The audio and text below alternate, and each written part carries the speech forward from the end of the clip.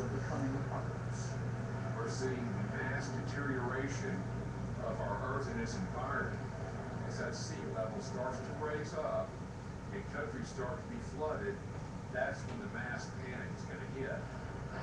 It's going to come on us so quick that people will be panicked. We're talking about complete universal destruction where nobody can help anybody. But others suggest the prophecies of Nostradamus have a decidedly different meaning.